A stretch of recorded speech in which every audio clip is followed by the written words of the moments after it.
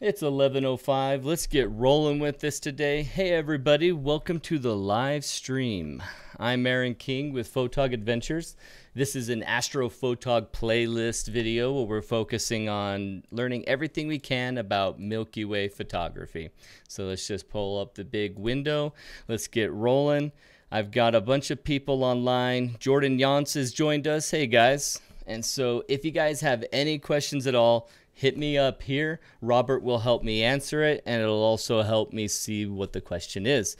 And welcome Picture Monk Jordan Yance. If you haven't checked out Jordan's stuff, go to his website, picturemonk.com. All right. So let's talk about settings. Settings. Well, everyone gets out there with the Milky Way, and they get a little bit intimidated with the idea of, what am I supposed to do? What's my shutter? What's my ISO? What's my setting? What should I do with my focus? What should I do with everything? Or maybe my Kelvin. Maybe what should I have this on, that off? Well, we're going to make it as simple for you as possible today. It's going to be a discussion of items that basic beginner settings, and from there you adjust with your scene, your setting, how much your foreground's being lit. Everything that you need to know from this is how to properly expose a Milky Way. And so I'm just going to show you guys my example, and I'm going to show you some bad examples. I'm going to show you everything I can to teach that, and I'm going to rely a lot more this time on questions. So guys who are in here in the live chat, make sure you hit me up with stuff. Hit me up with anything, because I want to make sure that this makes sense to you. So let's go ahead and minimize the window. We're out here in Lightroom, and I'll leave this up while I start my discussion on focus. So you guys who have a Canon camera, you'll recognize my instructions very quickly. Those of you with Nikon, Sony, Pentax, Olympus, you're going to have a different way of getting your live screen on the back, have a live view, and then a magnification. So let me show you what I do. I'm going to pretend like this is my camera, just so that I have something to hold. When you get your camera out and you're going to work on getting focus, you're going to get out in a dark sky location. Your eyes are starting to adjust. You don't have to wait for your eyes to adjust. This is just at the very beginning of the stage when you're getting set up. You know your tripod's where you want to be. You've got your camera lens on that you want to use. You have it all the way. If you have a zoom lens like this Tamron, make sure you're not at 30 unless you're planning on shooting at 30. If you're planning on shooting at 15, go to 15. Get to that point where you're going to be shooting. So you know you're at full wide open aperture, 2.8. You're going to be at 15 millimeter. That's what you've decided. Then setting it up to that point, make your adjustments on focus. Why? Because it'll change just a little bit depending on your zoom, depending on your aperture. And so you're going to want to make sure that you have everything set. I'm looking to get Star Tracker Adventure. Is it an auto guider, another accessory, or the Adventure have it built it? Okay, Joe can get an awesome answer from Kirk, because he has that exact thing. So I'll leave that up to you, Kirk, to answer in the chat. Sorry, those of you who are watching this later, the answer will come through chat. So on the back of my camera, I got it set up. I got f2.8 on my Tamron lens. I've got it all the way out to 15 millimeter. And on the back, on my Canon, I can quickly switch from live view, from viewfinder. Right at the top, I hit that button. It switches to the LCD screen on the back. From the back, now I'm looking at the stars. Now I look up in the sky. My eyes not adjusted is actually better, because which star stands out? If you have any planets that are available, go right to a planet. Make sure that planet is showing up at the middle of your lens. You know, look at this bulbous lens. I have a very, here, let me go big actually right now. I have a very bulbous lens on this Tamron, and so if I were to put the star in this location, it's going to have a lot more distortion if I put it here. I want as little distortion as possible when I'm trying to get my focus. So I get that star centered, or that planet centered right on that spot. And then if I'm having a hard time seeing it in my live view, make sure that you turn up your ISO as high as you can go, and maybe even go to shutter 30 seconds, just so that you have as much light coming through as possible so you can see.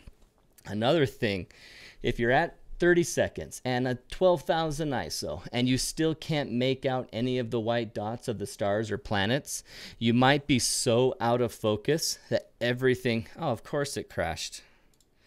This is fantastic. I love this thing. Why does it always crash? So we're going to turn on live view again and get that window up for you guys so that you can see me.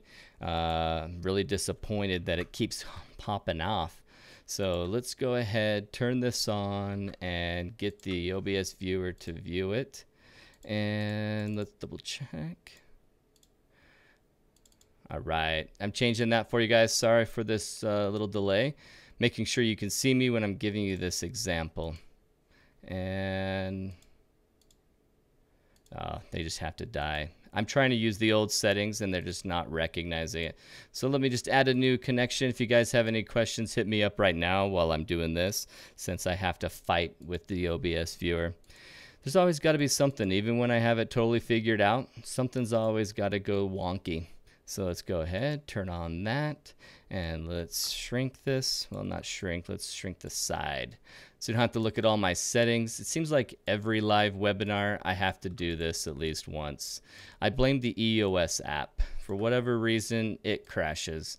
Not loving that. But let's go big so you can see me, and let's talk about focus again. Oops, grabbed the wrong corner. All right, let me just see if any question came through while that was going on. And there we go. I had to close the app and reopen the feed. Okay, looked like AZ Tech didn't have it working for a second. I'm glad you're there. All right, back to the live feed, back to the annoying nuisance that this window is. Talking about focus. Well, focus right here is something that you can mess up entirely and then not see any of the settings. And so I'm sorry, not settings, but see any of the stars. I'm distracted by the fact that I have to get all of this back up and running. So if this focus ring is completely out of focus, you've seen it before where you have a nice little pin of light and then you stretch it, out of focus, and then it kind of fades away to oblivion. And you're already having a hard time seeing those stars in the screen. You're not as zoomed in as you want to be. You're as bright as you can set up your camera to be, 30 seconds, 12,000 ISO. But you're still not seeing it. It's possible that your focus ring is at that point where it's just so out of focus, it's blurred them to oblivion. So if you're really not seeing that planet, you're like, you know, I know that's Jupiter. It's crazy bright. I'm pointed right at it, but I still can't see it in the viewfinder, in the live view. I'm just not getting anything. Turn that focus ring extremely right and left and see if it all of a sudden pops up. I sat there for 10 minutes one time helping a friend out in Arizona, and she had her camera set up. We had her ISO right. We had her shutter right, and we just couldn't pick up a single star. Not in the planet, none of the planets, none of the stars. We just couldn't see anything. We wanted to focus on one of those points, and we were out in the desert. We didn't have any other light sources to focus on. And so we're thinking, what the heck is going on? I finally touched her camera lens, and I started changing the focus, and whoop, here it came right in. So just in case you get stuck in focus like that, check the focus ring. So you have the live view up, you get the planet visible, this bright star visible in the center of your lens. Now what you're going to do is you should have a magnifying glass somewhere in your settings or on the back. My Canon 6D has it right on the back. I hit that once, twice, and it goes to 10 times zoom. When you start zooming in, you'll see that you're not perfectly centered in, and you can go ahead and move your camera a little bit and put that right in the middle of it as best you can. And then that's when you pull out your magnifying glass of choice. I like the Carson LumiLoupe because of this feature right here.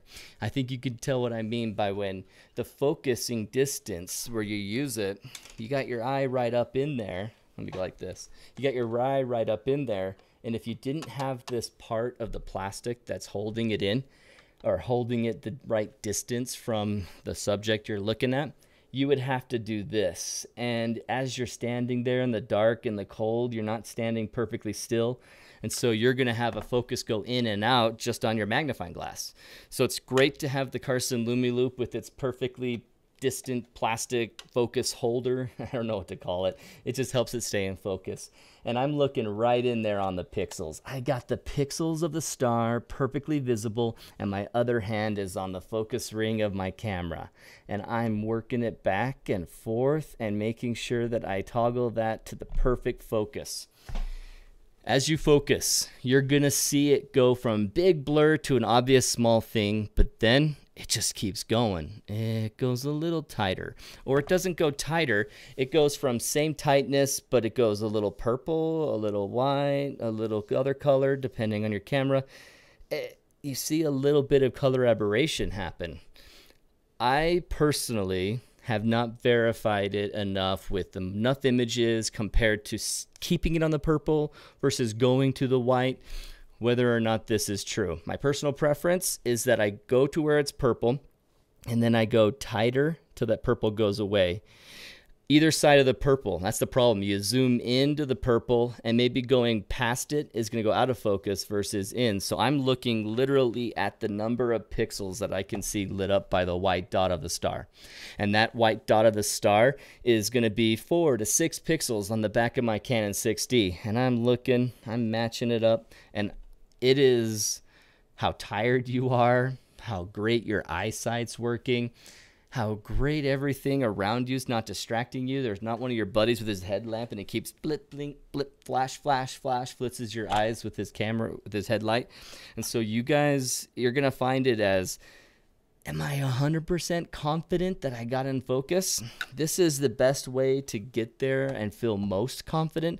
But it's okay. When you get there and you've tightened it and you've checked it, you've gone big, you've gone small, big, and small, big, small, small, small, purple, purple, white, and just hold it. Okay, I'm done. Just call it, because you're going to love the picture. The pixel peepers like Rob Bryan and I are probably going to go, that's a little out of focus. But don't worry about us. We're just jerks. We're just anal. We're crazy about that.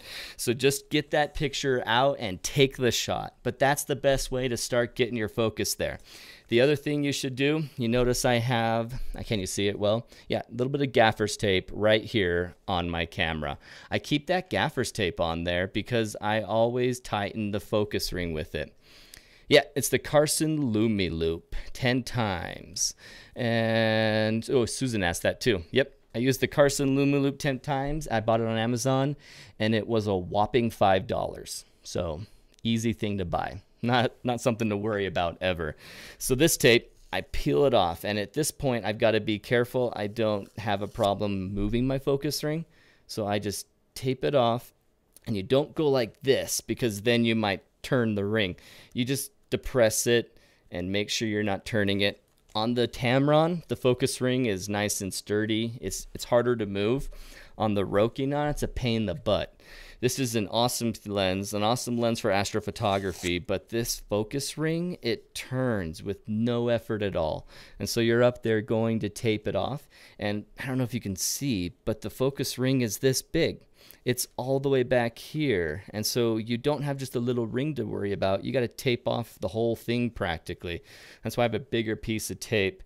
So I taped that off, and then watch. Even with it taped off, it has a little bit of give right and left. So once I get my focus on the Rokinon, I'm just going and not touching it anymore. I tape it off, call it, boom. And you will need to check it overnight. If it gets really cold after about an hour or two of being out there and you're still going, refocus, because your infinity point, can I get you to see this? Probably not. Maybe you can recognize that. It has a range. It has infinity is from here all the way to here. So I take off my tape and I go to that point of infinity, and this point's infinity, and this point's infinity, and this point's infinity. So what do? You could go in the day and find your point of infinity where it's in perfect focus and mark it off. And then every time you go out at night, you go right there. But if you have an extreme weather change, an extreme change of cold to hot or hot to cold, this lens infinity point will change. It'll be more in focus, turned more to the right instead of where it was where you saw during a warm day. So as the lens conditions change, it's particularly getting colder, the infinity point will adjust. That's why they have a range. They don't just have one point. Some lenses do have a true infinity point, and they even have a click. It's like, click, I'm in infinity. Those are awesome. It's just they need to also have good coma, and so we get stuck with something like the awesome performing Rokinon with a terrible focus. Not terrible, but it's just a ton more effort. The Tamron, brilliant focus, but the heaviest thing you can hike with. That's how I do focus. Any questions? Water flow, water, use the sharps. Oh, yeah, I was going to recommend that too. If you have a Botnov mask or you want to use the Sharpstar 2 from Ian Norman at Lonely Spec, it's awesome. How do I best show you this? I'll use these two things. So you have this X that's happening, and as you focus, you're going to see, well, I'll use this. Pretend like this is my, that's a terrible way of doing that. I'll use this lens cleaner. So these two wipes for lens cleaning. You've got an X happening already, and then you have this like middle line that moves across that X. That's terrible. So that X line is right here and here, but then you have a middle point. And as you turn and focus, because of the way the light refracts off of it, in that Botnov mask shape, the angle that it turns the light, it gives you that white point, and it goes right and left, and once it's in the center of the intersecting X, you know you're in focus. So much easier than this other method, but it's also so much easier than going and guessing. It's easier than hoping. So getting a Sharpstar 2 or a Botnov mask that you can put on the front of your camera is the best way to go. You saw my bulbous element on this Tamron. I can't screw on filters, and so I have to use those expensive Nissi or Lee filters and Haiba or something. I have to buy those, fit them to it, and affix a large, like 150 millimeter Sharpstar, which Ian doesn't sell for cheap. So, you know, Ian, I love it and I want it, but I don't have one yet. I get my focus with $5 for now, and it's working out pretty well, but I can't wait to get it. So, any questions about focus before I go on? Yeah, expensive method indeed, but awesome, and flawless, but expensive. I mean, not just the filter, I have to buy the holder and everything. And, you know, once you start buying a filter holder, you start buying ND filters and awesome polarizing filters. I know that it would cost me a lot because of where I would go next with it. Okay, so let's talk about actual settings. And unfortunately, you have to watch me zoom because this thing is ridiculous. Oh, of course, I grabbed the wrong one. So, going to the Let's Fight Forever control of my camera. Let's move this down, get me small. Oh, this whole time I've left my focus on there. I'm sorry, guys. You had to see that stupid square on my face the whole time. You set everything up, and then it turns off, and it kills it. So here we go. Here's an old picture of mine. I'm going to start with something underexposed. And how do you know whether you've underexposed something? Is it precisely the number? Always go 20 seconds, always go 6400 ISO. That's not something I can tell you. One, you're going to be in an area with different light. You're going to have a foreground like this one that you're seeing where it just zooms around all sorts of pictures. You're going to see a foreground like this where it's all black, no light whatsoever. But you're also going to be in locations like this one where you have some light happening in your foreground because of by virtue of being near a city, the light pollution of the area. And so you're going to have different settings, need different stuff depending on how much light's coming in. Well, why is the light important? Because we're going to use our histogram to know if you've properly exposed the Milky Way. So let me show you a bad histogram first. Let's show, actually, you know what? Let me show you this graphic. This graphic came from Royce Bair's book. I always reference it when I teach people this. Royce Bair's fantastic. Get Milky Way Nightscapes. I'll put a link in this video afterwards so you can get his book, because love that guy, love this graphic. Okay, quickly, you can see what I'm talking about, what a proper exposure looks like on your histogram. Let me make sure I have the chat window up so I can see any questions. Robert says my face tracking bracket was driving him crazy. I wish I could have you turn that off from there, Rob. That would have been awesome. So here's a proper exposed histogram for the Milky Way. I think you can even make out the words right here. Foreground, night sky, Milky Way. So on your histogram, if you're new to cameras, you have a luminance histogram talking about the light levels, and you've also got RGB color histograms that tell you if your reds are peaking, blues and greens are peaking. Well, in this situation, we're doing a luminance histogram, and most likely you're already default at luminance. If you see it as white and black, you know you have a luminance histogram. So on the back of your camera, let's use this again as the back of the camera. And I've got this histogram popping up after I've taken the image. On the Canon 6D at least, I will take the picture first so I can see a full exposure. And then I'll look at that image and turn the histogram info on, and I'll check it. And if I have this is the brilliant histogram you want. This is the histogram of glory. This is going to get you there. So what is happening on the histogram? Your foreground. Why is it this crazy peak? Well, the histogram is whites to midtones to blacks. And the black over here on the far left, it's peaking to the top. I'm knocking my lights because I'm waving my arms too much. This right here is a peak saying, hey, there's tons of black in your image. Well, is that okay? Yeah, absolutely. I mean, look at my image. Let's see what the histogram is on this image. Oh, it's not going to show the histogram because the photo is missing. Fantastic. Curse you, King, for not going out here. So here is another histogram of some light painting. And let's go to the histogram that I took of the Milky Way. This is a good example of something that changed. So let's go back. Let's take it all the way to its raw and see it there. So the raw histogram, let's make this histogram huge. This is a good example of a histogram that's underexposed. Don't fight with me. Give me a larger histogram. Come on. No, you're not going to give it bigger than that. Awesome. Well done, Lightroom. Well done. So this histogram, I hope you guys can make much of that. I'm sure you can see it fine enough. But you can see how I have my foreground peak, and then I have a peak of light. This is quasi-exposed. If you look back at our image, you have a bump, a foreground going up from all the black. Okay, the first bump on the left, it's in the blacks. That's all the way up. I mean, look at this. This is 1/3 of the image is entirely black. So that makes sense. That matches up. Then what's happening here? What is going on with this bump, and why do I want it? You're going to see the night sky. And from all the way to the blacks to the midtones, the night sky is going to show up on the histogram. Why?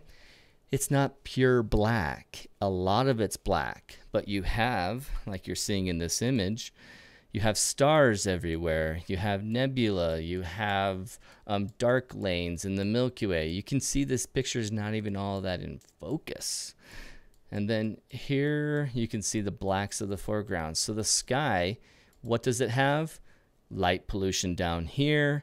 It has the Milky Way, it has black of the black space, it has stars everywhere. So my histogram is reporting that, reporting every star point, reporting the Milky Way lightness, reporting the light pollution, reporting all the black that it sees down here.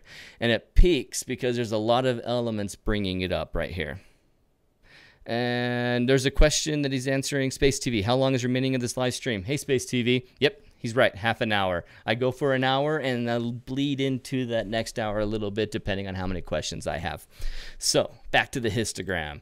The histogram right here of the night sky is going to stretch all the way from the black to the midtones, but then you want to peak for your Milky Way. And the reason why this is strong is because you have the blacks of your foreground and then the Milky Way is separate. You want to have that separation. You have two humps with some separation. You're on the right track. You probably got a good exposure coming up. Well, in my example here, I have a hump, I have a separation, then I have a hump. So why do I say it's kind of underexposed? Well, because I didn't go close to the mid. If you see the midpoint, you want your second hump to reach to the midpoint. Am I asking for the peak up here to be at the midpoint? No, no, no. You don't need to do that. I was just talking with Rob last week or a week ago before that, asking about, hey, where do you put your on the histogram? He says that he usually ends up, if it goes too much to the midpoint, he gets too much noise. It's not good at all. It's better for him to go back from it. But then he was looking at his histogram and he was noticing, yeah, I'm not putting the hump on the midpoint. I'm just kind of reaching the midpoint. And it's a lot similar to this than he realized when we were talking about it. And so we both realized in his Nikon and in my Canon, this is true. I can verify from his experience and my experience that I am properly exposed at this. I don't want to cross the midpoint too much unless I'm going to go to the exposed to the right method, where you have an ETTR method, go as far right as you possibly can, get all that data, and then all sorts of processing you can bring out a Milky Way in a light polluted area. It's nuts. Ian Norman has a good video for that. Check it out. ETTR method. So I had a question. Joe Lorenzetti says, anyone use the Rokinon 8mm fisheye with detachable lens? I want the circular frame. Wondering if it's the best alternative to Canon's 8 to 15mm. I can verify that Rokinon's fantastic. I have this Rokinon 24mm, but I have it for the 1.4 aperture. The 8mm, is that a 2.8? I think it is. I don't have the 8mm, haven't used it. 14mm is a 2.8. It doesn't have that 1.4 benefit of a larger aperture. But if you want that fisheye look, go for it. Sounds awesome. I had a situation 2 years ago when I wanted to capture all the planets. There were 5 planets visible. Mercury was above the horizon enough before sunrise that you could see Mercury, Venus, Mars, Saturn, Jupiter. It was fantastic. And I could get all 5, but I had to do a panorama to get it in. I wish I would have had an 8mm, because then I could just put all of that in one shot and it would have been a really cool picture. It turned out to be an okay image, but nothing special. It's 3.5. That's right. Rob says it's 3.5. I just recently looked it up. I was talking to someone else about it, and it's not even a 2.8. It's a 3.5. Yes, it has a large viewing area, but it's a 3.5, which means you should stack or panorama to try and make up the loss of that 3.5 aperture blocking off more light. You want to have as open as you possibly can. 2.8 or better is perfect, and a 3.5 is workable. It's very workable. It's just it's at that threshold of being on the fence of workable and crappy. So I'd say the 8mm is great, but you're going to have that issue. Hey, Space TV, you're saying you get a notification 30 minutes late? Well, thanks a lot, YouTube. So you're saying that you get notified, hey, Photog Adventures is live and it's 30 minutes in? I'm sorry about that. That's the worst. You're going to have to check out our Facebook page and keep checking here because it says that I'm going to go live. In fact, right after this, by tonight sometime, I'll put up next week's broadcast. That's going to be the final one where we talk about gear, specifically what gear I have and some other gear I recommend, and just answer any question there. And so we'll have gear next time. It's going to be at 11 a.m. Mountain Time, so join us if you can. Sorry you missed the first half. So back to this midpoint Milky Way. You got the jump, you got the second hump. It's reaching towards the middle, but it's not overlapping. So my histogram, what's wrong with it? Well, it's not terribly wrong. I mean, look at this one example of processing for it. You can see I pulled some stuff out. Well, you look at this histogram, and let's compare it to another one. Let's go to my dry pond Milky Way right here. What's the histogram on this guy? And let's even make it raw. Go back to the import, my raw image. There's my histogram. Man, that looks almost identical. And this was my epiphany moment. I'd heard it from Royce. I'd seen it from Royce. I read it in his book. But I was just so nervous about noise. I just didn't want noise. And so I just looked on the back of the LCD screen. I set my settings and went to this setting that I felt like low noise, 3200. In fact, what was it on that last one? Going back to this image, what was my actual settings? And it was, oh, not telling me anymore. It is 15 seconds, 2.8. at ISO 2000. Okay, remember that ISO. Let's go back to this other one. And the ISO on this one that has a much better looking histogram, ISO 5000. And this was the first place that I went past 3200. Maybe 40 something. I think I went in the 40s before, but never 5000, 6000. I was nervous. I was nervous how bad it would turn out. I was in this last Milky Way of the season. It's pretty much vertical as soon as the sun sets and astronomical twilight's over. And so I didn't want to mess up this shot, but I wanted to try it out. I wanted to test out what Royce was telling us. And I was like, you know what? Let's see what we can get for a histogram. And it took until I got to 5,000 for it to work. I'm thinking that my other images are not going to be in this quick collection. So let me see if I can find it in all photographs. Please work, Lightroom. All right. Let's go back to some of my early images. Oh, here's my kids. Oh, Yosemite. Wow. It's just, Lightroom is such a pain sometimes. It's slow and then it just jumps around. Let's go back to quick collection. Click on this, go back to all photographs, and so you can see what I'm talking about. All right, now I'm just gonna use the arrow key. Let's not risk it anymore. Let's go back until I see one of these exposures at a different setting. Edited in Photoshop. I forgot I did that. Let's go down, down, down, down. I was messing around with my settings right at the very beginning of the astronomical twilight period, and I was looking at my histogram. Perfect. Slow down, Lightroom. Here we go. First off, astronomical twilight. This picture is during nautical twilight. Look at how bright it is. Then we go into astronomical twilight towards the end, and you can see how it still washes out your Milky Way. Full darkness occurs. Look at that difference. It completely changes how much you can see the Milky Way. So if you ever wondered why I say wait for astronomical twilight to end, that's why. So let's look at the setting. Here's my exposure at 3200. The image is missing, unfortunately, so it's not going to show me the histogram. But at 3200, that's how well it showed up. 4,000, 5,000. If only it would show the histogram. I really am kicking myself, guys. I'm sorry that I believed these images were here on this hard drive before I came in. But the histogram at 5,000, you can see, apparently not unless I go to the quick collection, you can see that it has a good hump, a good separation from the foreground. And how well did the image turn out?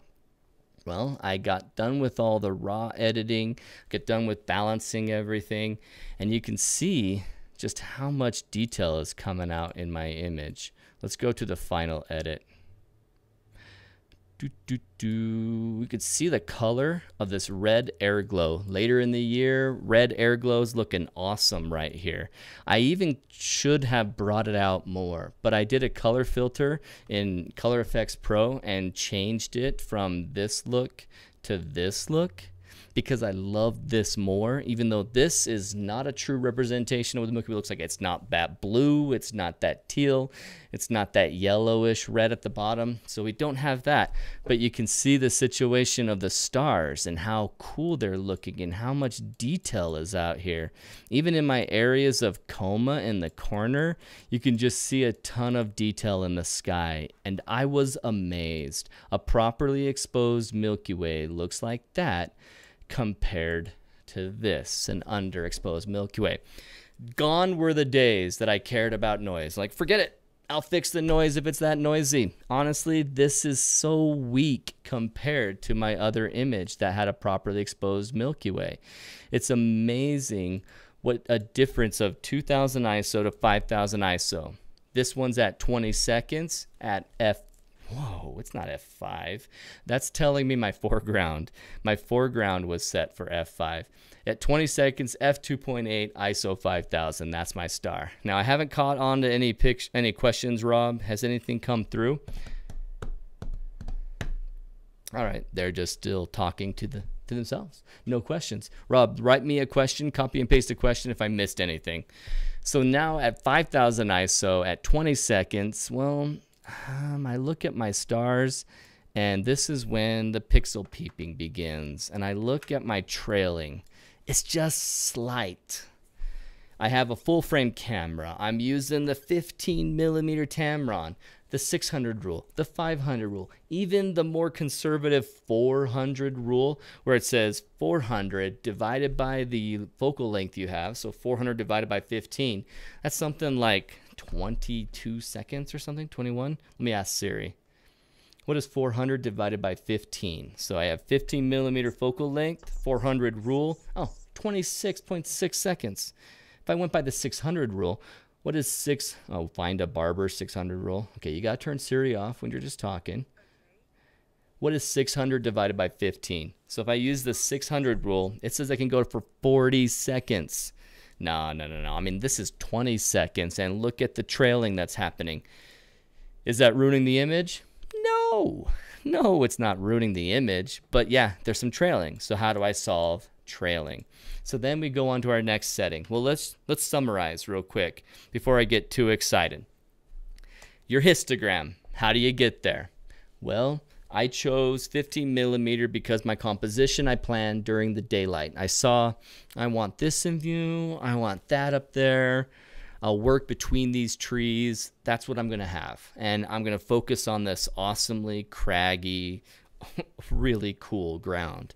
So I knew what my composition was going to be. I knew I wanted 15 millimeter. I knew what I wanted to do there. And I wanted to go wide as possible because this is such a better lens at 2.8 instead of stopping it down.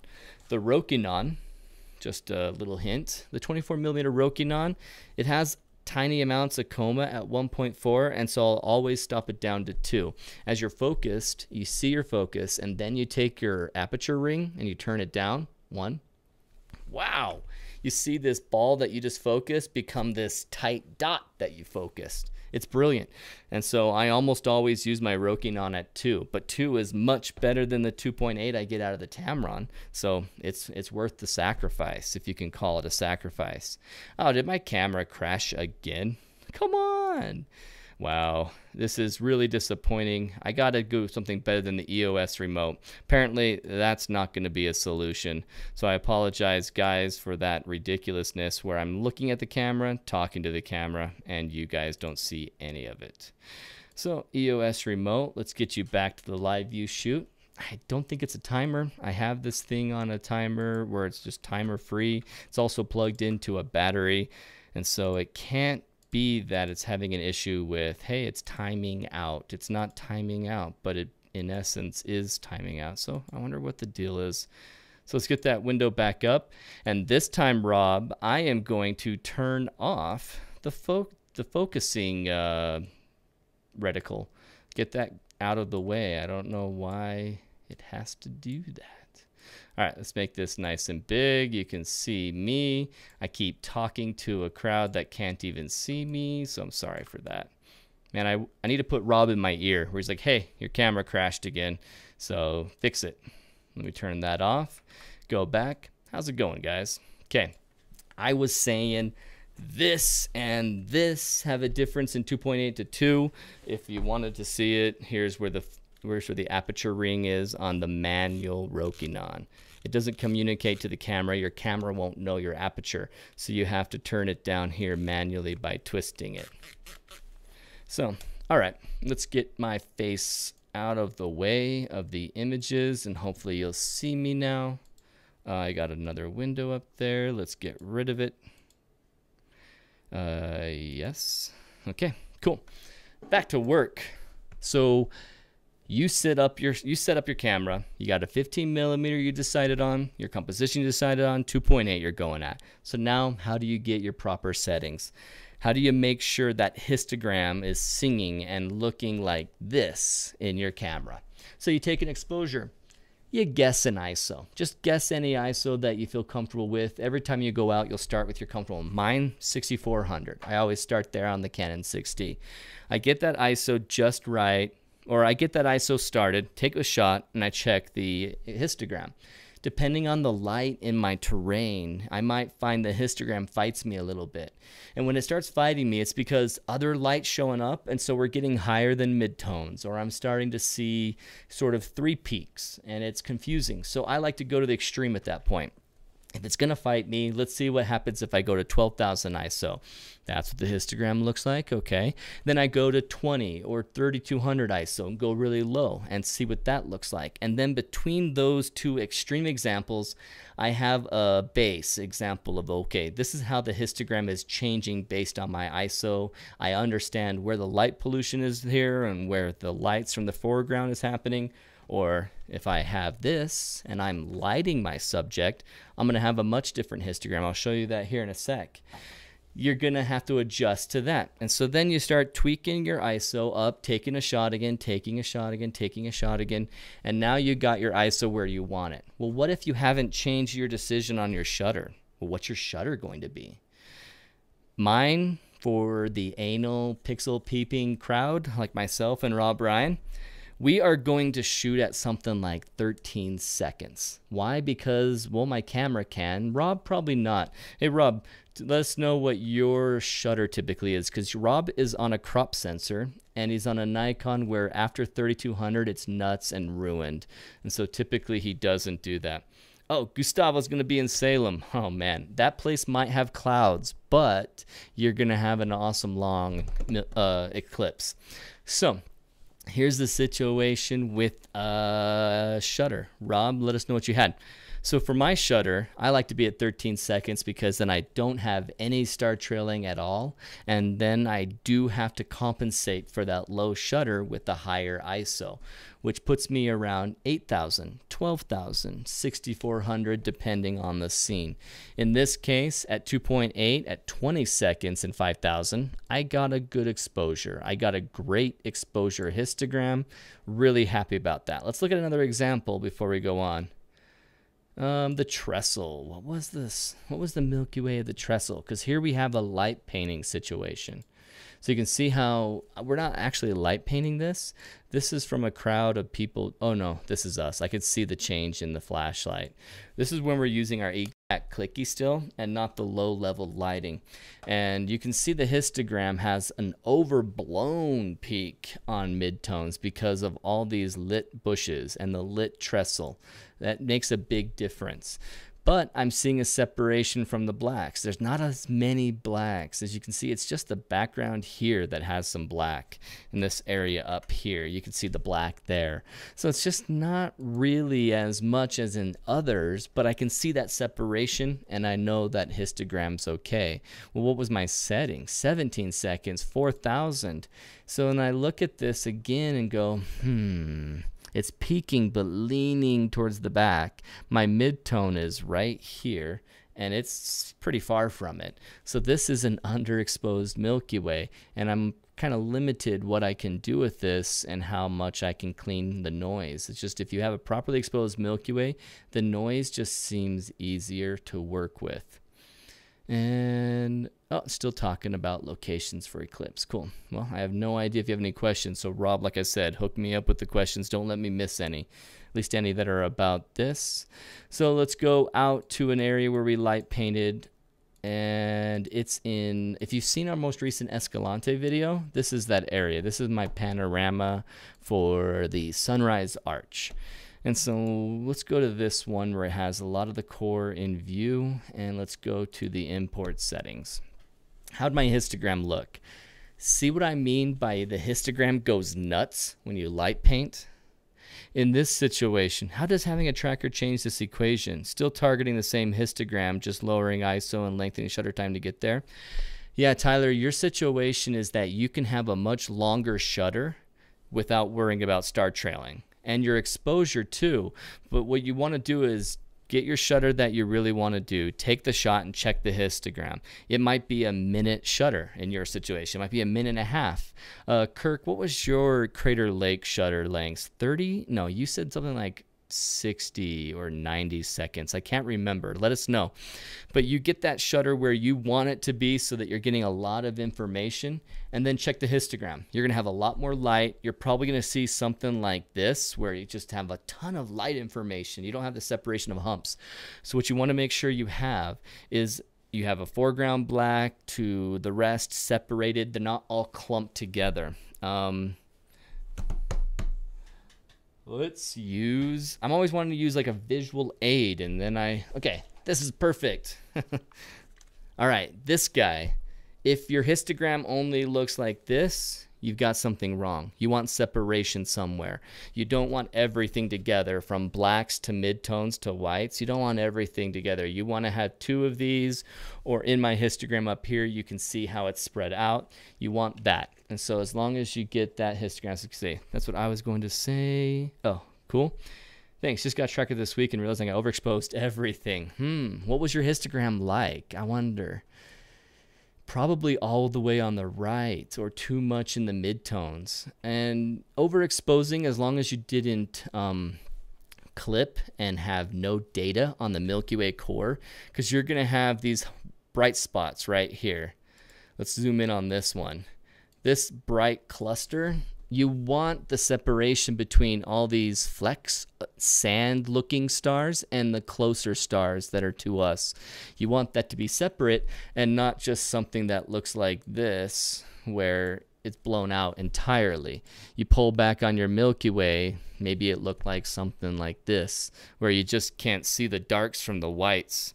So Kevin, Desai just joined with a full webinar be able later on? Absolutely. As soon as I say, hey guys, we're done, see you next week, and I end the live stream, YouTube is going to take this video, and it's an hour long, so it takes longer than normal, and it processes it. It writes up subtitles for every nonsense word I said, and then it puts it out there. So it'll be available for you to watch the whole thing, absolutely. And like Rob just said, all of them, all webinars are available.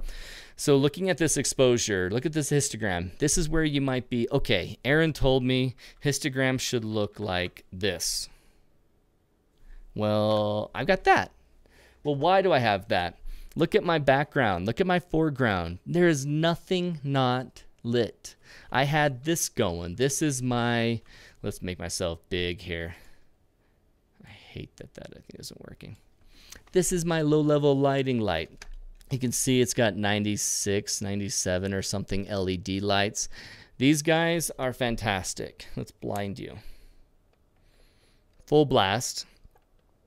This is the setting I run it at. This guy is what I was lighting this scene with Brendan, and you can see how it's made everything from ripe. Oh, I should actually let you see. You can see how it has everything. Let's zoom in, but not all the way in. You can see everything right below our feet. You can see our bags. You can see the bushes here. You can make out the difference between the shadows and the light. And then there's no distant background that is black. If you have mountains or a lake way far in the distance, you're going to see the blacks from that. But in this case, everything is higher, and then the sky is the only thing behind it. So we just don't have anything that's showing up black. And this black up here, it's not true black. And so what were my settings here? Well, let's zoom back out. Oh, I guess you're not going to let me. This right here is 13 seconds at ISO 6400 with this light. Why was I comfortable at 6400 even though I had all this crazy light going on that I need to turn off? I could see that my histogram wasn't going past my midpoint. I wasn't overexposing the widest parts of the Milky Way to a point where I couldn't see it. And the light that was actually the worst on here was our underlighting. Behind the arch, we had another one of these shooting up. If you see the video, you'll see Brendan move it. And it was completely highlighting this and blowing it out at the lowest setting. And so we had to move it back even further, and it's still kind of a bright highlight underneath there. It's not a warm glow, it's a bright spotlight. That's the brightest thing in my image. And so my mid-tone, still pretty good, not crossing that plane. I have a separation bump from the darker section to the brighter section. Somewhere in between here is the Milky Way core data. And so I felt pretty comfortable. This was an exposure I wanted to keep. And then when you put it all together with all your pano, it turns out pretty awesome. Right now it's getting caught up with the file. You're not seeing it in focus yet. Depends on where you are. Oh, and Rue. Andrew. I'm going to sneeze. Pardon me. And I'm not. I guess it's not going to happen now that I said it. We put a link to the light that you use? Absolutely. And Sam, just a heads up, we're going to put you to the link that we've been using. That's our Amazon affiliate link. So if you were to buy this light through us, you'd actually give us like $2 doing it. It doesn't change the price on anything you buy, but it's just a nice thank you. So if you use that link, that'd be awesome. And so Andrew was asking if you can see the Milky Way with your naked eyes. Absolutely. Just depends on where you are, like Kirk was saying. And it's just, oh wait, who said that? Was Sam. Sam Lopez said it.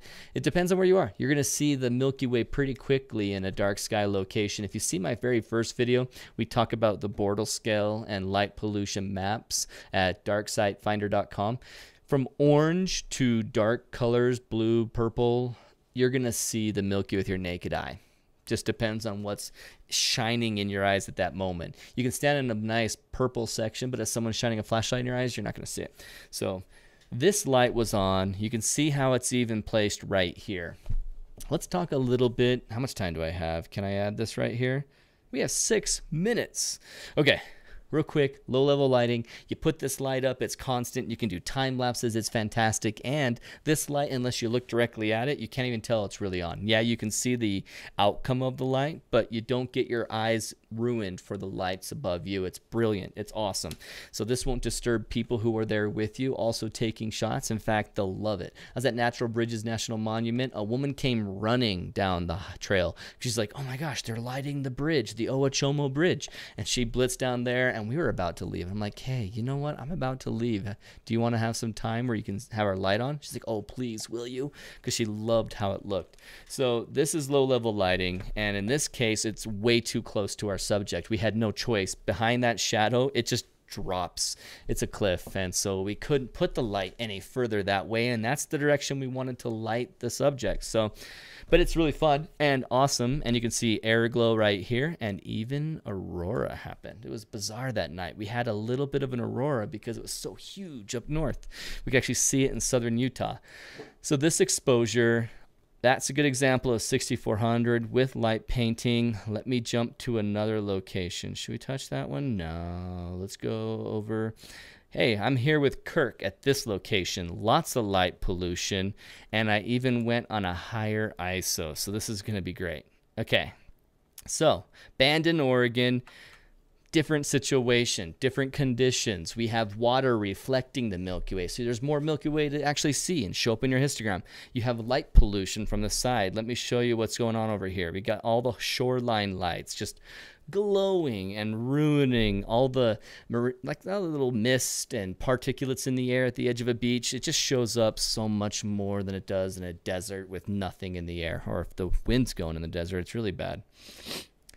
Any questions? Just bought an LED light for low-level lighting this week. Looking forward to trying out. Awesome, Susan. You're going to love it. And I'll show you the silo, how I use this in, close to home locations, not just beautiful arches out in the desert.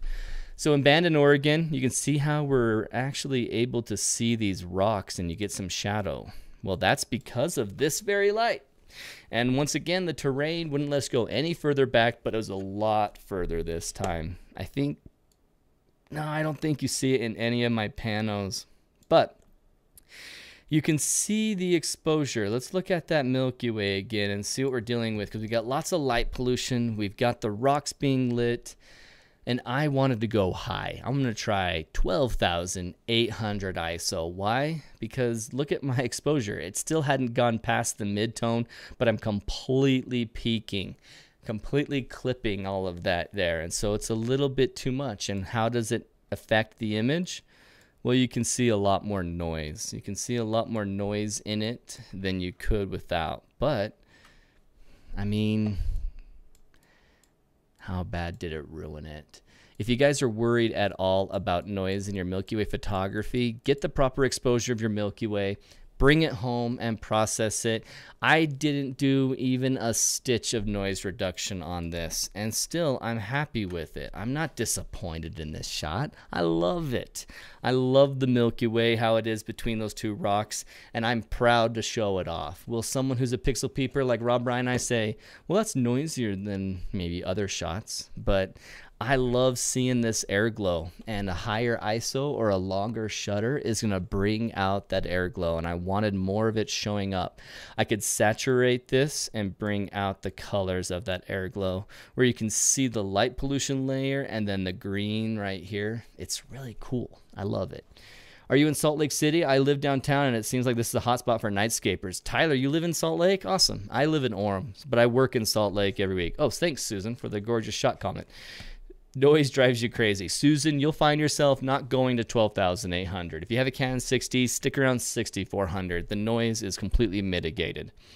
And man, yes, Tyler, this place is awesome for nightscapers, because you look at our light pollution map and it's pretty much leave the city and you got a Milky Way.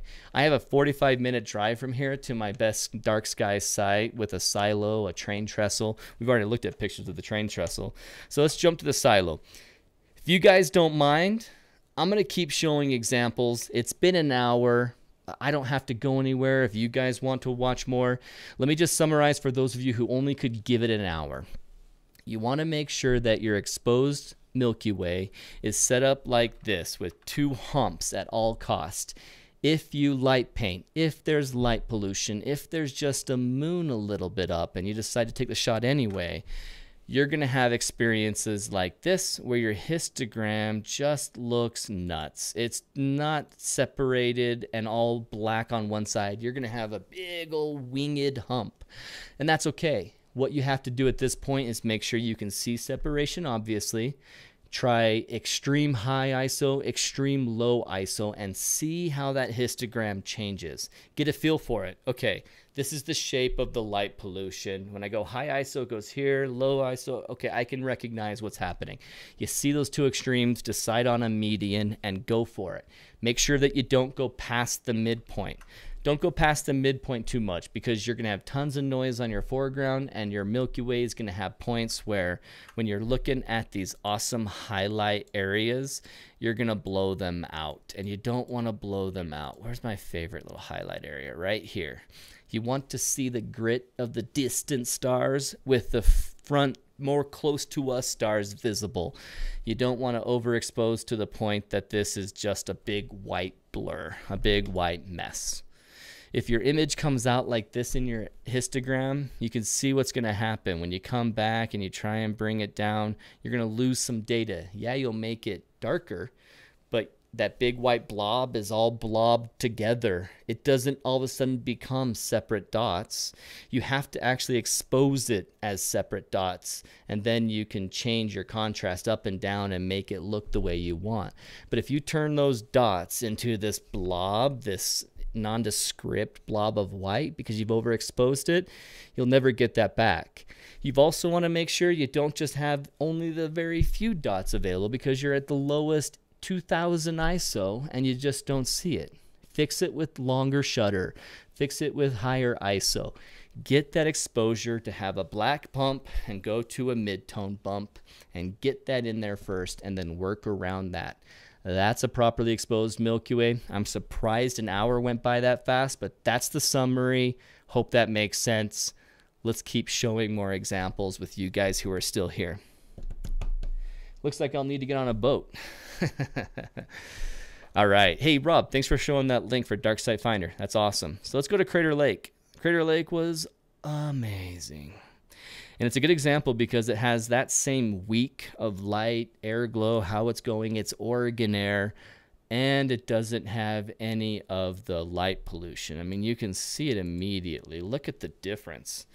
You just have real black skies compared to what you had before. Let's see more of the core. Let's do this side. We can see Wizard Island. So this is Crater Lake. Hung out with Kurt Kais over here, kaisphoto.com, and we were out here at Crater Lake enjoying one of the best skies ever. If you remember my first lesson about planning and location scouting, or was that the second? That was the first lesson, and we talked about that cleardarksky.com, where it has those blue boxes and it shows darkness and it also shows clouds. Well, there's other settings of transparency and seeing that we talked about, and I didn't go into big detail on those because they're not that important. This night at Crater Lake, it was across the board brilliant. It was blue in all the transparency, seeing hours and darkness and clouds, just perfect settings. And we're high in elevation, so we're above a lot of what's going on, and the heat, the moisture in the air, the light pollution. Oh, it was great. Fantastic. So let's look at my Milky Way exposure. What's happening here? Look at my histogram. That is not my ideal histogram. So why was I happy with this? Well, it didn't go past the mid-tone. I was already at 12,800. I was seriously already up here at ISO 12,800, so I wasn't going to go higher than that. In fact, I could fake it, but my Canon 6D that's up there, I can't take it past 12,800 unless it's the exaggerated fake version, and I don't want to do that. And so what other option did I have to bring this to my mid-tone more? My shutter. It's the only thing else I could change. And I had to decide, do I want to bring that to the mid and just get that perfectly exposed Milky Way, or stick with this and have perfectly tight stars? Now, if I had gone any further, you can see these planets. They're still a little there's just still a little stretch to them. Is it the stretch of my lens? Yeah, most likely. I'm up at a vertical, so everything is coming across my lens and being stretched. But I also have maybe some movement in the ground, maybe my shot. Let's check the next image right here. It's gonna load pretty pinpoint on this shot. I may have had less vibration, less movement, less issues in this shot than I did in the previous shot from panorama, because you can see these are all pinpoints. Look at that. That's great. I mean, the things that are stretching are just so distant. It's not because I'm out of focus or trailing. What you want to look at are those big bright stars that are closest to you and see how they look. Here's Saturn, and that was just a nice circle. It wasn't an oblong shape. So I had my focus right. I didn't stretch it or turn it or change it or bump it. So this was a nice solid shot. And here's my histogram, my foreground and going up. Why is it such a blob and not separate? Well, it's because I've got reflection in the lake and I have snow. The snow is bright, and all of that snow in the image is making this light up. And it's just nothing you can do about it. So that could confuse you on your Milky Way exposure. The snow and the terrain, the reflection in the water, that could change your histogram to different shapes. It won't just always be clear cut and dry, boom, boom, boom. So you're just not going to have that. It depends on your terrain. Let's see if any questions have come up. Oh, thanks, Susan. This place was awesome. I can't wait to finish this weekend the Escalante video so I can start the Oregon video and show these scenes off on our channel. Let's see what else I have after that. I think, oh yeah. Yep, I've got the Escalante one. And this one's a completely different setting, so I love that. Let's do this. So, Escalante, the Grand Staircase Escalante area. In this shot, at completely raw, look at how greenish blue it looks. The air glow was crazy different that night. I processed it out a bit much, but it was so green. It was so much greener than I've been seeing before. It was just one of those nights, and it turned out the next night aurora was happening, so no question why the air glow was a little bit more affected. So you're looking at my Milky Way. I have light painted with this. Those rocks were pretty close. If I had my choice, next time I go out, I would bring that light double the distance. This is just, it's like car headlight kind of lighting. And so when I processed it, I brought in some contrast and a little bit of clarity more than I would have, just so that I could make the rocks look less like they've got blown out by light. But look at my histogram. It is terrible, but not. Why? Well, I have a hump. I have a second hump here in black, and then it goes a little over the midpoint, but not much. The peak of the bump is not over the midpoint. It's close to the midpoint. And so you'll look at this image and say, why is my histogram looking like that? Giant rock pinnacles are being lit, and so they're most of the light. I have a background up in the front, or a foreground up in the front that's kind of black, nothing really black, but this is the only black I have in the image. I mean, my black sky is just green. Let's look at my stars. Look at, they're all facing just a little bit of a direction. So at 13 seconds, you can see just a little bit of stretch. Is that stretch focus? Is that stretch bumping? I'm thinking it was bumping. I was rushing the shot. I know I was. So I'm thinking it was just a little bit of movement at my tripod, and it just stretched it a little bit. But it doesn't ruin the image. Don't worry about it. My histogram, because the hump doesn't go over the midground, because the hump is, I understand why it's doing that, because of light painting in this situation, and I have a separation with the true blacks, I'm good. I have an exposure, and 6400 did it. I didn't have to do the 12,800 that I was doing over at Crater Lake. I only needed to do 6400. So I kind of got this area in my Canon 6D now. I start at 6400, and I go up as I need. I just adjust and play with it. Any questions? To set the light on the ground. Oh, you know what? Okay, I'm going to walk away from the camera. Stare at my desk. Oh, I can't. Crud. I can't because the tripod's being used right now for the Tascam. So I have my first tripod that I ever purchased that I use. This is my backup tripod for this. I just hook it on here. It's got a shoe for it or a little screw in, and then I can tick it on the tripod and I can adjust it. And I like that tripod a lot because it has the ability to pan back or tilt it back. And if I tilt it back, I can get this light to be more of a fall off instead of a direct light. This situation, it was not fall off. It was definitely directly hitting it. Do I have a good example of fall off on a close subject? Yeah, this one more. About the same distance away, the light is hitting these rocks. But because the fall off is happening, it just looks like moonlight instead of being so bright. So let's look at the raw, like the edited in Photoshop is the most recent, huh? Because this is not the pano. So the import. Here's before the stitch. And you can see my histogram is much more like the ideal histogram. I've got a big black, I got a big hump here. They're separate. I have a separation with the Milky Way core. And it's looking like it's stretching just to the midpoint. Perfect. Fantastic. Loved it. How is my focus? My focus is looking okay, but I just still have a little bit of star trailing.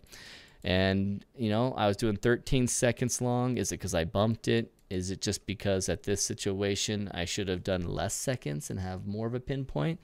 Maybe. I'm going to have to play around with that and do about 10 seconds versus 13 and see if this trailing that we're seeing here, this little bit of an oblong shape, see if it's because of the 13 seconds or if it's virtue of just bumping the tripod, talking while it's going. But again, I can't emphasize enough, don't worry about it. It's not going to ruin your image in the end. You're going to be totally happy with it. So I want to point something out. Do you have any questions? Future webinar covering panorama workflow and foreground would be invaluable. Okay. If you go to my channel and see the video on Milky Way processing, you'll see me do a panorama. And my camera turned off again. What a bogus camera. Just got to stop using it this way. So let's get my camera back. Come on, you stupid EOS app. So the answer will be in that video. That tutorial shows you how I do panorama, but it's going to be kind of quickly mentioned. It's not going to be something like how we could handle it here in a live webinar. So I am more than stoked about the idea of doing that for you.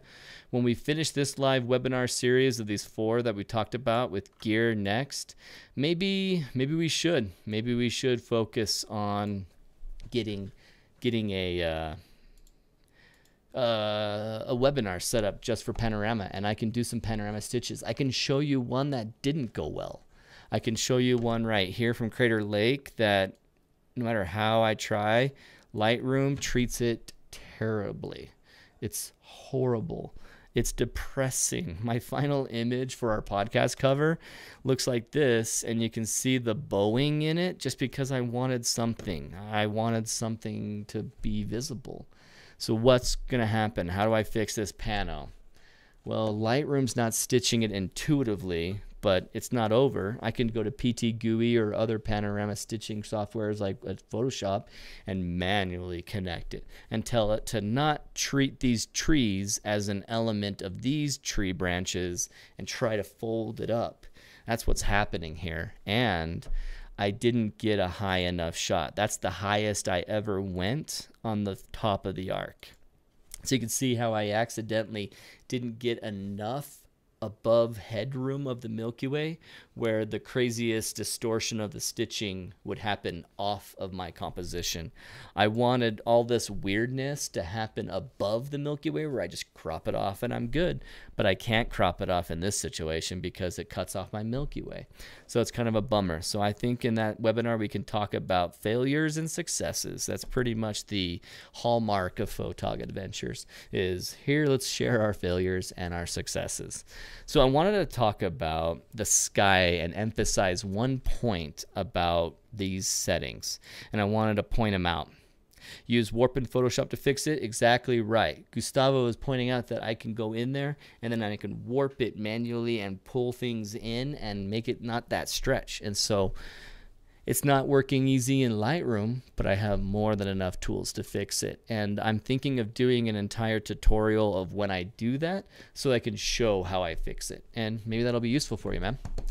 So these guys, let's look at these guys versus, say, do I have a bad example up here? No. Okay. I am just going to drag this one through my collection and put it next to a poorly exposed or just an underexposed image of the Milky Way. Something from my earlier days, and just not understanding that I should stop worrying about noise and start worrying about exposing the Milky Way properly and work from there. Yeah, maybe this trestle shot's good because they're both good images. It's not a bad image. It's just there's a big difference. There's a huge difference in the sky. In fact, I'm also going to bring that 5000 ISO one in because it is the same area as this trestle. And I want to point out the differences with, apples to apples. So Escalante area, much darker sky site. You're going to see much more stars. You're going to see all of these fun star clusters, and they're just all that black space in other images like this one. All that black space, as soon as it lets me actually control it, all this black space up here, it's not empty. They're stars. And you can see that in this image where you can't see it here. Different sky situation, different light pollution situation, and different settings. 4,000 compared to 6,400. This one is in the same sky area as that other image. So this trestle is just down the street from this dry pond. It's right next to each other. And look at the difference. Was it light pollution only that made this sky dim and lacking in star and texture? No. It wasn't the light pollution. It was a difference of another 1000 ISO. Now, in this situation, 17 seconds and 20 seconds as well. So I had a longer shutter and I had a higher ISO. Well, this information right there, it's showing you my foreground. My foreground, I kept it at 100 ISO so that I wouldn't be noisy here, because all these black areas in the craggly earth was going to be crazy noisy if I had at any higher ISO. So I only did that at 100. But I remember that it was 5000 ISO. I'll just show you for proof. Sky shot, 5000 ISO, 20 seconds. So when you bring up your exposure and you get your properly exposed Milky Way, you're not just helping the core of the Milky Way look awesome. You're helping the entire image, right to left, top to bottom, have more stars. And the more stars in there for people from cities that just don't see the Milky Way and they don't see all those stars, they think of stars as these 25, 100 pinpoints. They don't realize that there's millions up there all the time. They don't remember that. And when they see a sky like that, they're like, whoa, that's a lot of stars. And I was out taking a picture and I could have been like, look at this trestle and check out all these stars. But just that difference in ISO, a few seconds of properly exposed, really brings out the sky. And so it's not just about having that histogram perfect and making that Milky Way awesome. It's about bringing more interest in your image, more of the stars, and just impress people with the texture of the sky. When I did the dry pond Milky Way thumbnail for YouTube, I actually only used this part of the sky just because it's so interesting, even though it doesn't show any of this. Also, it's a very tall and narrow image and hard to do a 1080 wide thumbnail with. But zoomed in like this, it's still really cool. So that's why I want to emphasize a plus of having a properly exposed Milky Way, is you can bring out more of those awesome stars. Aaron, would you go lower ISO always instead of the histogram to properly expose the shot? Because I'm a star trail freak, I'm going to go as low shutter as I possibly can, but bring the ISO up as high as I need to get that exposure. So instead of the histogram to properly expose the shot, would I go by lower ISO? No, I mean, I think that's opposite of what I would say. I'm not sure if I'm misunderstanding you or if you meant it that way, but I would focus on higher ISO by default. If you have a crop sensor, if you have a camera that has 3.5 lens, higher ISO, go higher. Get that histogram to be separate from the blacks to the Milky Way midtones and whites. Get them to show up separate. and get them with high ISO. Make that shutter as small as you can to get that sharpness that you want, get that focus exactly right, and then bring the ISO up. You're going to be more happy with your image in the end if you see clarity and more interest than you will be by, hey, there's some noise in this corner, or there's some noise in this dark spot on the foreground. Nah, no one's going to care. No one ever does. It's only you. So I would actually say lean to a higher ISO and just get that histogram. Any other questions, guys? The upgrade is a Nikon D750. You're going to love that. Always get the histogram to the mid-range. Yep, yeah, exactly, Gustavo. Absolutely. Get it to the mid-range, but try and make sure that you're not bringing everything to the mid-range. Have a separation. If it's a big blob, try high ISO and low ISO just so you can see what happens to the histogram in different examples, and then go to the one you want. And you'll recognize where that black starts and ends to the midtones. You'll recognize that even on a weird starfish-shaped blob, and then you can adjust from there. And that is an awesome lens. Yeah. Okay. Any questions? I'm going to babble for 2 more minutes. Right now it is 12:20. So let's end it here in 2 minutes. If you have any questions, hit me up. Anyone who's wondered about low-level lighting, I told you about the fall off. I told you this, but just know when it clicks on, that's the max setting. I wish I could go even lower. And so the way that I make sure that this is lower on my subject is I get it further and further away. The other lesson is that here's your camera, here's your light. No, that's terrible. You don't want it to light your subject flat. You're going to want to bring it out so that it is, perpendicular to the angle you're shooting at the very least, maybe even a little bit more. So you have a subject, say, here's some really cool pinnacles right here in the terrain. Oh, you can't see that. Here's some really cool pinnacles in the terrain, and you want to light them. You're going to want to get them lit on one side or the other and not the front face, because you want that contrasting shadow. You want that really interesting shadow. Low-level lighting is fantastic. Go to lowlevellighting.org and learn about that from Royce Baer and Wayne Pinkston. Get some gear and help us help the national parks realize that we're not going to be out there with this big flashlight and waving it around, and all of a sudden the dark sky that's beautiful turns into this like light show, and then it turns off. And then someone else turns on a light show again and it turns off. They hate that. Other people hate that. And so they're getting rid of light painting in all the national parks almost. And so we need low-level lighting to save the ability to light our subject and do astrophotography without interrupting everyone else and the wildlife and making it annoying. So any questions come in while I said that? Hey, Tobias. I'm really jealous that you have your picture on your wall, Tobias. I got to get one of mine on the wall. We have that one, and that's it.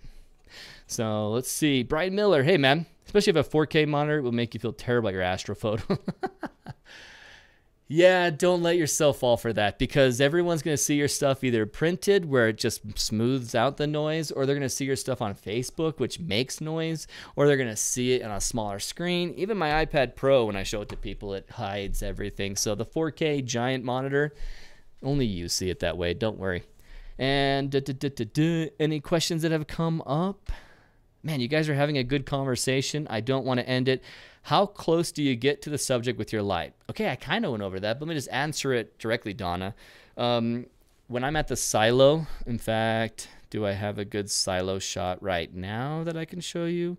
Probably not in quick collection. So let's just go to all photographs, library, and let's look at my silo. Silo. So the silo is a very close to me subject. And here's me setting something up. And here's out of focus. So that's a good example of what out of focus looks like. And let's go to a good image. Out of focus, out of focus. Oh yeah, this is that whole night where I accidentally got out of focus. I was so depressed when I came back. Let's use this one. It's not processed yet. It's very bright. You can see I'm at 12,800 ISO. Actually, you can't tell the light painting very well. Let's go to one that you can. Oh, that yellow light. We had a yellow light pollution problem in this area where, look at the nuts yellow light pollution that was happening. It was disgusting. It ruined everything. Oh, so frustrating. Look at how it is behind the silo. But this helps you see. So you can see right here, our cameras are set up right there. This wasn't our shot. We were just getting ready, and then we realized that it was the apocalypse back here with that light pollution. And there's a red light on this train track that was lighting the silo. It was just, everything went terrible. So here's my light on the tripod, shooting here, almost straight on, but I'm over here on the right. What I wanted was a shadow in between these two bumps of the silo and shadow on this side. So you can see how it's roughly 30 yards away from the silo. So it just depends on your subject. If I were to pull up Royce's image, I wonder if I have it easily accessible and we can end on that.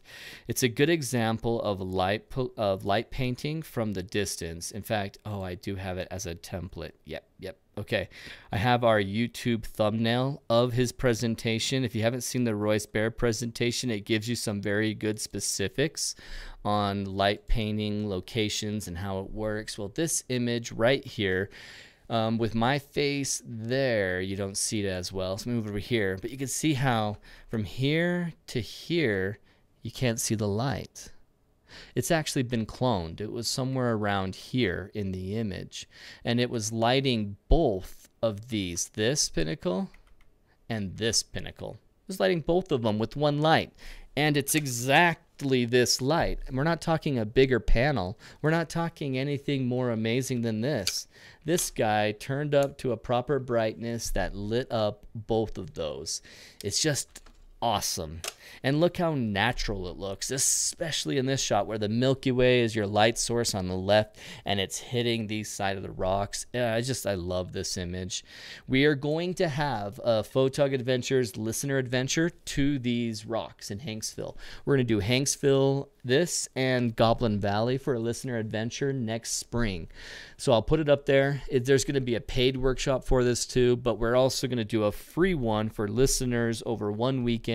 And so stay tuned for this. Maybe Rob Bryan can join us. Maybe Kirk, you can come down and be there. But yeah, we went long, but I'm okay with going long. I hope you guys had fun. Any questions that were lagging? Gustavo, Donna, you're welcome, Donna. Any thoughts on the Nikkor 10.5? Rob can help you out with that more. Link to the light, Kevin? Yep, absolutely. I might as well just try and give it to you right now. Let's see if I can find it easily enough. Google. Let me look at our links. Oh yeah, I just barely did it in a podcast. That's true. So let me go to our podcast link. We talked about it again, and so I linked to it. It was in the show notes here. No, it was to Rob Ryan, maybe? Man, no, that was actually the Star Tracker. So it'll be something where you'll wait too long for me, Kevin, to find it right now. So I can't do it on the live video, but I'm going to say goodbye to everybody. Thanks for hanging out. Next Saturday, we'll be here, same time, 11 a.m. The shot will be over there, not at the computer. You're going to see me at our podcast table over there where we edit our record our podcast. We're going to talk about gear. I'm also going to have our gear time specialist, Brendan, hopefully with us. I hope he can make it next Saturday at 11 a.m. and we'll have his gear and mine that we can talk about astrophotography gear, the pros and cons. We already have a gear video for our 2016 gear that's going to have a lot of that information if you want to watch it now, but we're going to do a quick discussion there and have a last webinar of this series. Thanks guys for joining me. Again, I'm Aaron King with Photog Adventures. Thanks for watching. Thanks for coming. Thanks for everything. And find us on our Facebook channel. If you have any questions, hit me up on the YouTube comments. I'll be there all the time. Thank you, and have a good Saturday. See you guys. I'll hit the stop streaming now. Thanks again, Rob. Thanks for your help, guys. Let's go ahead. Have a good